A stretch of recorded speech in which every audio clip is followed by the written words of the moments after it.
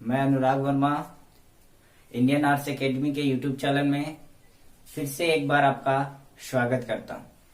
आज मैं आपके बीच सूर्यकांत त्रिपाठी निराला द्वारा रचित गीत गाने दो मुझे लेकर आया हूं। चलिए हम लोग देखते हैं सबसे पहले कि सूर्यकांत त्रिपाठी निराला जी गीत क्यों वह गाना चाहते है ना। सूर्यकांत त्रिपाठी निराला जी यह गीत क्यों गाना चाहते थे। हम सभी ने पिछले क्लास में देखा कि सूर्यकांत त्रिपाठी निराला का संपूर्ण जीवन परिचय कि वह किस प्रकार बचपन से ही काफी दुखों में उनका जीवन व्यतीत होता है।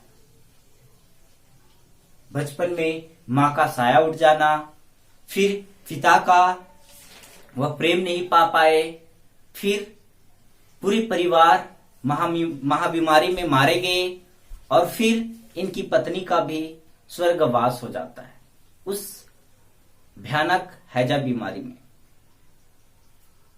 आगे इनकी जो पुत्री थी उनका भी वह विवाह प्रेम पूर्वक करते हैं, लेकिन उनका भी मृत्यु हो जाता है। इस प्रकार सूर्यकांत त्रिपाठी निराला का संपूर्ण जीवन दुख में बीतता है। वह इस दुख को रोकने के लिए गीत गाना चाहते हैं। चलिए इनके द्वारा जो गीत गाया गया है उसके बारे में सबसे पहले हम सभी लोग व्याख्या जानेंगे, समरी जानने की कोशिश करेंगे, है ना।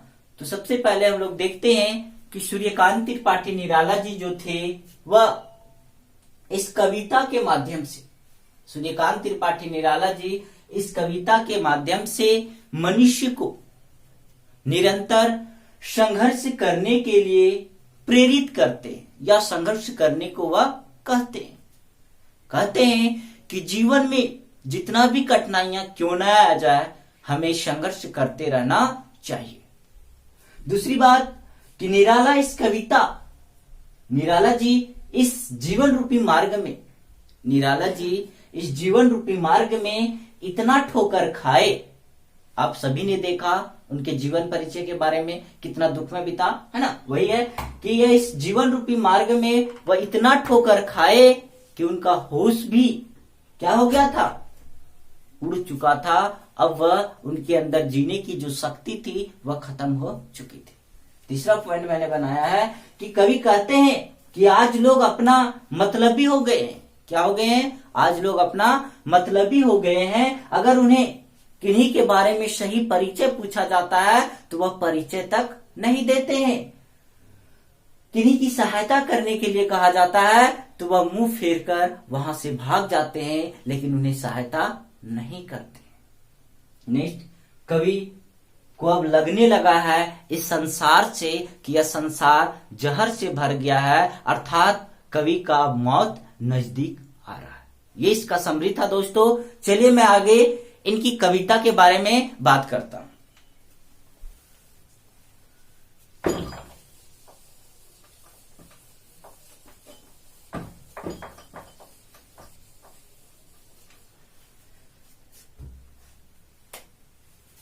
कविता है गीत गाने दो मुझे। कौन कर रहे हैं? निराला जी कर रहे हैं कि मुझे गीत गाने दो, मुझे गीत गाने दो। वेदना, दुख, दर्द को वह रोकने के लिए क्या करना चाहते हैं? गीत गाना चाहते हैं। क्योंकि आपने देखा कि जब से सूर्यकांत त्रिपाठी निराला का जन्म होता है, अर्थात इस जीवन रूपी संसार में उनका जब आगमन होता है, तब से लेकर बुढ़ापे तक उनका सिर्फ दुख ही दुख होता है और वह दुख को दूर करने के लिए वह गीत गाना चाहते हैं। आगे देखते हैं, चोट खाकर राह चलते। कहते हैं सूर्यकांत त्रिपाठी निराला जी कि इस जीवन रूपी मार्ग में मैंने कितना ही चोट खाया, बहुते चोट खाया, अच्छे लोगों का भी होश छूट गया। इस जीवन रूपी मार्ग में मैंने काफी ठोकर खाया फिर भी चलना नहीं भूला, होश के भी होश छूटे, इस जीवन रूपी मार्ग में अच्छे अच्छे बहुतों लोग आए, अमीर से अमीर, गरीब से गरीब, सभी लोग आए, सभी लोगों का होश क्या हो गया, छूट गया।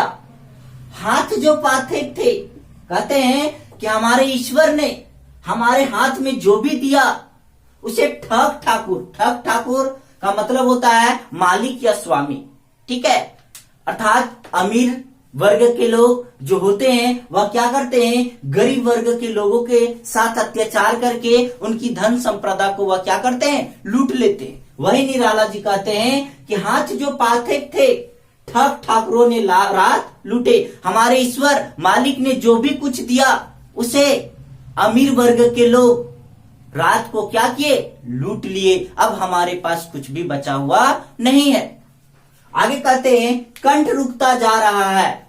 सूर्यकांत त्रिपाठी निराला जी कहते हैं कि अब मेरा कंठ भी रुकता जा रहा है, अर्थात उनके अंदर की जो बोलने की शक्ति थी वह भी रुकता जा रहा है। उन्हें काल स्पष्ट नजर आ रहा है, अर्थात मौत उन्हें स्पष्ट नजर आ रहा है, क्योंकि अब उनकी कंठ से आवाज भी नहीं निकल रहा था।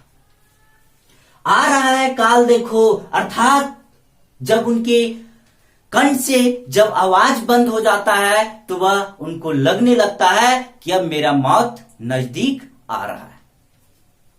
आगे देखते हैं भर गया है जहर से।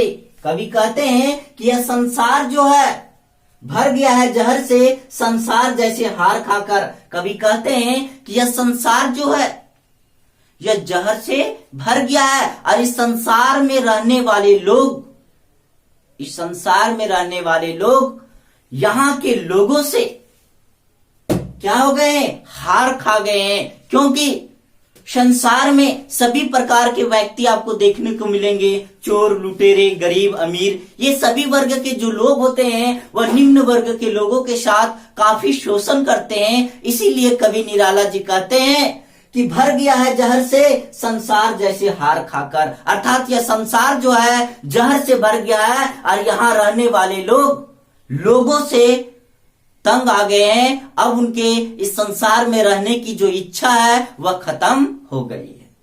देखते हैं लोग लोगों को सही परिचय ना पाकर। आज हम लोग देखते हैं कि किसी भी लोगों को, या हम लोग आसपास अपने गांवों में ही देख लें कि किसी व्यक्ति को अगर सही परिचय किसी के बारे में पूछा जाता है कि वह व्यक्ति क्या करता है ना, उसका क्या व्यवसाय है, वह कहाँ रहता है, तो आज लोग उन्हें बताने से इनकार कर देते हैं। आप सभी ने देखा होगा है ना, आसपास पड़ोसन में ये चीज देखने को अधिकांशता मिलता है। वही कवि निराला जी कहते हैं कि देखते हैं आज लोगों को सही परिचय ना पाकर। किसी भी व्यक्ति को आज हम लोग सही परिचय पूछते हैं तो वह किसी के बारे में सही परिचय तक नहीं बताते हैं। बुझ गई है लो प्रथा की, लो मतलब जीने की शक्ति, जो जीने की इच्छा जो होती है वह बुझ गई है। प्रथा मतलब पृथ्वी, प्रथा का मतलब पृथ्वी होता है। निराला जी कहते हैं कि इस पृथ्वी पर जितने भी लोग हैं वह लोगों को अब जीने की जो इच्छा है वह बुझ गई है। अब वह इस पृथ्वी पर जीना नहीं चाहते हैं। तब सूर्यकांत त्रिपाठी निराला जी, जो व्यक्ति जीने की इच्छा नहीं रखता है उन्हीं व्यक्तियों को पुनः जीने की इच्छा लाने के लिए उन्हें प्रेरित करते हैं और पुनः उसे कहते हैं जल उठो फिर सींचने को, अर्थात उनके अंदर जीने की इच्छा वह लाते हैं। अपनी दिन रात मेहनत करके लोगों को समझा करके उन्हें पृथ्वी पर लाने की साथ साथ पृथ्वी पर जीने की जो इच्छा उन लोगों के अंदर जो खत्म हो गया था उन लोगों को पुनः पृथ्वी पर जीवित रहने के लिए उनके अंदर जज्बा, हिम्मत, उत्सुकता भरने का काम करते हैं। आगे इस कविता की जो मुख्य विशेषताएं हैं उसके बारे में हम लोग देखेंगे। इस कविता की जो मुख्य विशेषताएं हैं वह विशेषताएं हैं कि निराला जी जो है अपने दुखों से हमेशा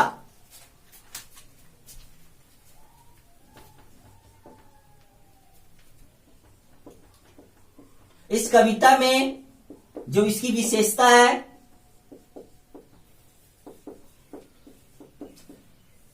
इस कविता की जो मुख्य विशेषताएं हैं उस पर हम लोग थोड़ा सा बात कर लेते हैं। इस कविता में निराला ने अपने दुखों को या दुखों का वर्णन किया है।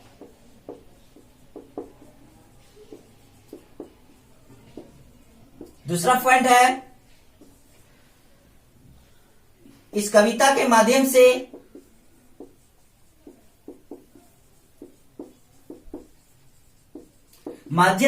निराला जी मनुष्य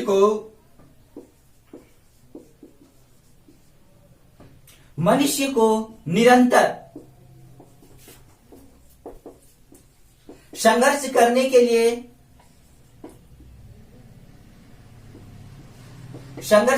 के लिए ललायित करते हैं, प्रेरित करते हैं। कहते हैं कि आपको संघर्ष करते रहना चाहिए, वह फल हमें मिले या ना मिले, लेकिन मानव का कर्तव्य होता है कि हमेशा हमें संघर्ष करते रहना चाहिए।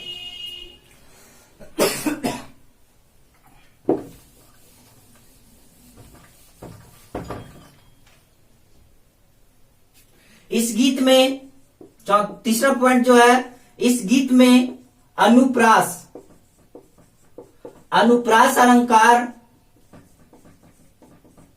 अलंकार का प्रयोग किया गया है। नेक्स्ट देखेंगे, यह गीत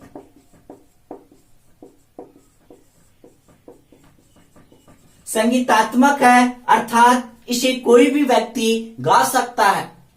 इसलिए इस यह गीत को संगीतात्मक बोला गया है, अर्थात जिसको सभी व्यक्ति गा सकते हैं उसको संगीतात्मक बोला जाता है। नेक्स्ट जो पॉइंट है इस कविता में, चौथा पॉइंट, इस कविता में